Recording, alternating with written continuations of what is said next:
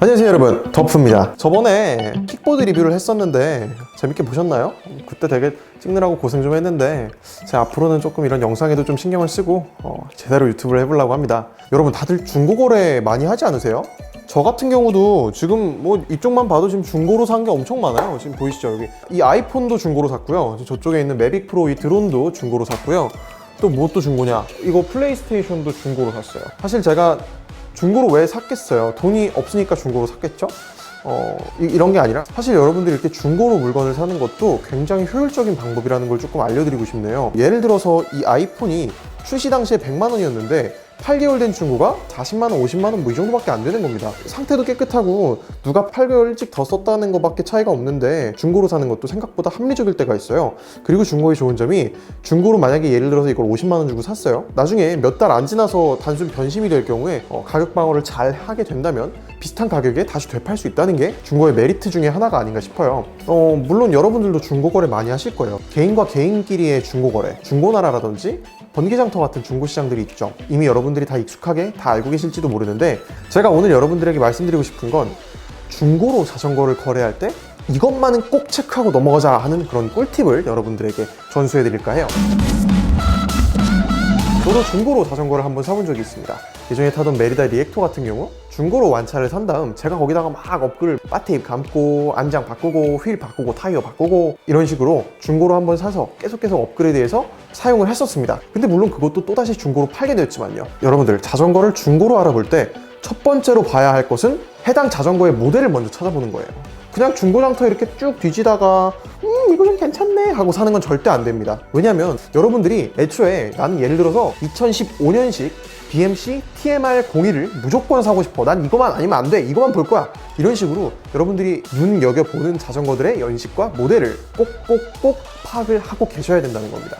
그냥 대충 중고장터 보다가 메리다 리액토 400이 50만 원에 올라왔네? 이거 사야겠다, 이런 식으로 가면 안 된다는 거죠. 똑같은 모델을 또 검색해보잖아요. 메리다 리액토 500, 그 50만 원이라고 올려왔던 그 메리다 리액토가 알고 보니까 시세가 20만 원, 30만 원에 형성되어 있을 수도 있다는 사실입니다. 이건 뭐 자전거뿐만 아니라 모든 중고 상품에도 해당되는 얘기지만, 특히나 여러분들이 자전거를 중고로 알아보실 경우에 내가 찾는 제품의 중고 가격이 얼마 정도에 형성되어 있는지 그것을 먼저 조사하시는 게 급선무입니다. 그리고 가끔 가다가 판매자가 군대를 가거나 뭐 해외로 이민을 가거나 하는 등 기타 사유에 의해서 더 이상 자전거를 쓰지 않기 때문에 빨리 판매를 하고 빨리 접으시려는 분들이 간혹가다 계십니다. 그런 분들이 소위 말해서 꿀매를 올리게 되는 건데요, 꿀매란 뭐냐면 꿀같은 매물입니다. 정말 가격이 너무 합리적이고 너무 저렴한데 상태가 또 괜찮은 그런 제품들을 일컫는 말이죠. 그래서 첫 번째로 여러분들이 자전거를 중고로 거래하실 때 알아두셔야 할 팁은, 먼저 원하는 매물을 정하고 그 매물의 평균 시세를 알아보는 겁니다. 이거는 뭐 200km 탔습니다, 300km 탔습니다, 신동급입니다, 뭐 이런 얘기를 하는데 이거 믿지 마세요 여러분.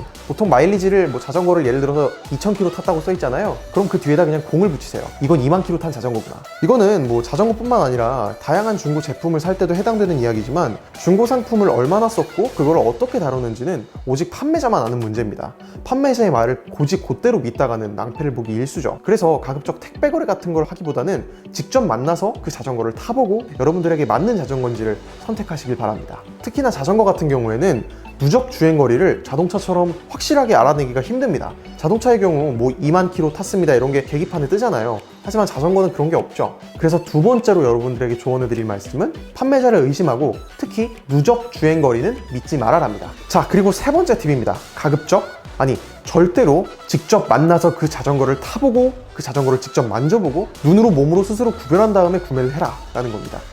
이거는 두 번째 팁 얘기에서도 잠깐 나왔던 얘기인데요, 자전거는요 우선 부피가 크기 때문에 택배 거래가 하기가 어렵습니다. 그나마 가끔 뭐 샵에서 보내주는 택배 포장이 뭐 고속버스로 타고 와서 어떻게 저렇게 수화물 거래가 됐다 이렇게 얘기를 하는데, 우선 그렇게 오게 되면요 택배는 일단 불안합니다. 내가 그 택배 기사가 아니니까 그 사람이 그걸 자전거를 던지는지, 그래서 뭐 크랙이 나는지 어쩌는지 모르는 거죠. 그렇기 때문에 자전거 같은 경우에는 판매자와의 거리가 멀면 애초에 포기하시거나 아니면은 뭐 시간을 내서 멀리까지 원정을 갔다 와서 자전거를 사는 식으로 하시거나, 가급적이면 여러분들 주변에서 구할 수 있는 자전거 매물을 확인하시는 게 좋겠습니다. 사진으로 봤을 때와 실제로 직접 봤을 때와 여러 가지 느낌이라든지 이 자전거의 소모도, 상처, 흠집, 주행감 같은 게 다를 수 있습니다. 그리고 간혹가다 고장난 프레임이거나 크랙이 나서 수리를 했는데 수리 이력을 속인 자전거들도 소위 말해서 사기 매물도 많이 올라오는 편이니, 여러분들이 자전거를 구매하실 때 절대적으로 판매자와 직접 만나서 자전거를 시승해보고 결정하시는 게 좋겠다고 저는 생각을 합니다. 자, 그러면은 실제로 판매자와 만났을 때 자전거의 어떤 부분을 어떻게 체크해야 될까요?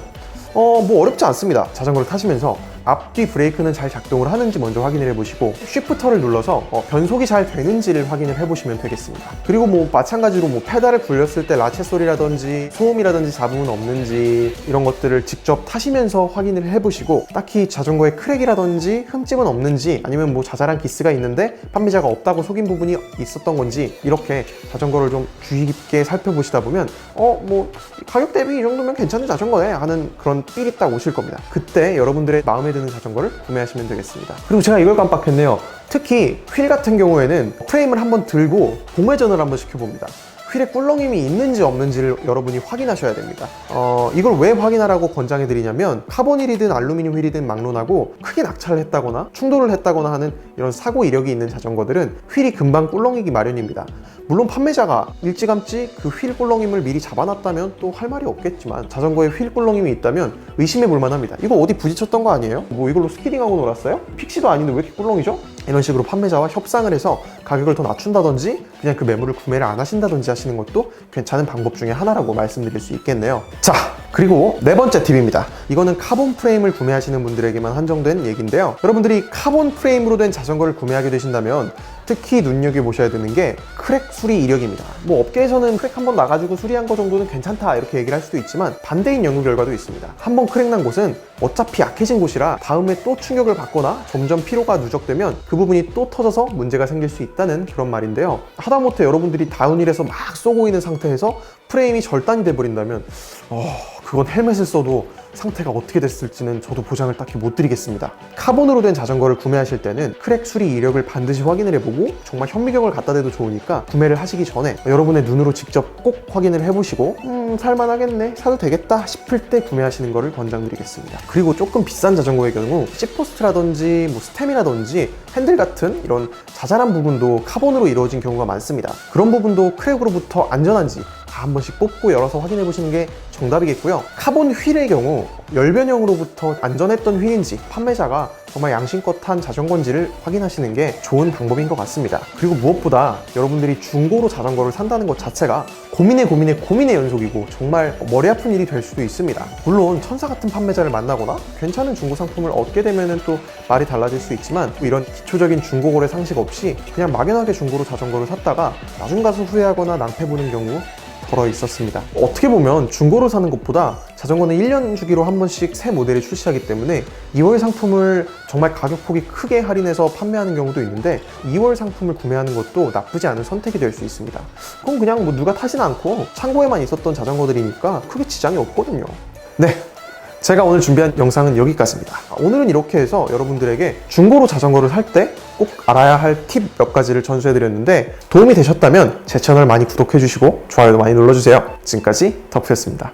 다음 영상에서 만나요.